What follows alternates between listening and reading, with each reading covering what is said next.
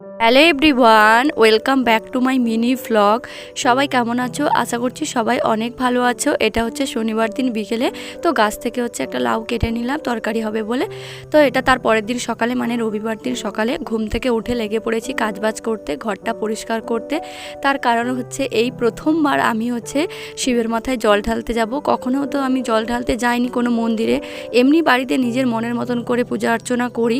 সমস্ত পূজা করতেও আমি ভীষণ ভালোবাসি, কিন্তু আর কখনো এরকম বারব্রত করে আর কি জল ঢালতে যাওয়া হয় না। এই প্রথম বছর হচ্ছে মামনি জল ঢালবে, তাই আমাকে সঙ্গে করে নিয়ে যাবে। আমিও তাই মামনির সাথে বার করব। সেই কারণে ভাবলাম পুজো ঘরটা একটু ভালো করে পরিষ্কার পরিচ্ছন্ন করে নিই। দেখো এর মধ্যে এইটুকু কাজ করে উঠতে পারিনি, ঘেমে পুরো জল, মনে হচ্ছে না মুখে গ্লিটারে মানে লাগিয়েছি। তো ঘরটা ভালো করে ঝুল ঝেড়ে নিয়েছি, পুরো ঘর, সমস্ত ঘর ঝেড়েছি, শুধু আমার ঘরটা নয়, সমস্তটা তো আর মানে ভিডিও করা সম্ভব হয় না। আর তোমরা তো এই 3 মিনিটের ভিডিওর মধ্যে কতটুকু মানে দেখবে, হয়তো 3 মিনিটের ভিডিওর মধ্যে তোমরা যা দেখছো সেটা করতে আমার 3 ঘন্টারও বেশি সময় লেগে গিয়েছে। আর তার উপরে আমি ফাস্ট করে দিয়েছি, কারণ এত বড় ভিডিও তো আর এই শর্ট ভিডিওর মধ্যে তোমাদের সাথে শেয়ার করা যায় না। তো আমি ঝুলটুল ঝেড়ে নিয়ে সমস্ত খাটটার মুছে নিয়েছি, প্রচুর পরিমাণে ধুলো হয়েছিল। আর ড্রেসিং টেবিলের উপরটা হচ্ছে একটু নোংরা হয়েছিল, তাই একটু মুছে আর পরিষ্কার করে নিচ্ছি।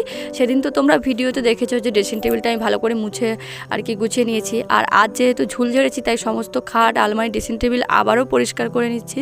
তাই জন্য সকাল থেকে হচ্ছে পুরো লেগে গিয়েছি, আজকে অনেক কাজ আছে। তো তারপরে বিছানার বেড কাভারটা তুলে নিয়ে ঝুলগুলো যা পড়েছিল সেগুলো ঝেড়ে নিয়ে এখন সব এক জায়গায় হচ্ছে গাড়ি করে রেখে দিয়েছি। আগে ঘরের কাজটা সেরে নিই, তারপরে যাব সমস্ত জামা কাপড়গুলো হচ্ছে সার্ফে দিতে। তো তারপরে আলমারিটা একটু মুছে নিলাম, কারণ এই বিছানাপত্র ঝেড়েছি, সব ধুলোগুলো গিয়ে আলমারিতে লেগেছে। তো আমার কাজবাজ প্রায় আমার ঘরটা কমপ্লিট, তাই জন্য জানালাটা ভালো করে ঝেড়ে আর যে কার্পেটটা পাতা ছিল সেটা পেতে দিলাম, দিয়ে ঘরটা ভালো করে খাটের নিচ থেকে শুরু করে ঝাঁট দিয়ে নিয়েছি। এই যে ময়লাগুলো, এটা শুধুমাত্র আমার ঘর থেকে বাড়িছে, বাদ বাকি তো সিঁড়ি, তারপর মামনির ঘর, বাবুর ঘর থেকে সব সময় পরিষ্কার রাখি। তা সত্ত্বেও যে কোথা থেকে এত নোংরা আসে তা জানি না দুদিন অন্তরে। তাই জন্য ভালো করে ঝাঁটিয়ে নিয়ে এবার চলে যাচ্ছি জামা কাপড়গুলো হচ্ছে সার্ফে দিতে। আর মামনি ওদিকে আগে থেকে সকালে কিছুটা জামা কাপড় কেচে দিচ্ছিল, তো আমি এখানে সার্ফে দিয়ে দিয়েছি। আর মামনি বললো যে আমি এদিকে যেহেতু কাজ করছি আর প্রচুর খিদে পেয়ে যাবে, তাই মামনি আগে থেকে একটু গরম ভাত বসিয়ে দিচ্ছে। তো আমি সার্ফে দিয়ে আসার পর পুরো ঘরটা হচ্ছে মুছে নিয়েছি ভালো করে, খাটের তলায় ঢুকে আর ঘর সমস্ত মুছে নিয়েছি। এরপর চলে যাব জামা কাপড়গুলো কেচে নিতে।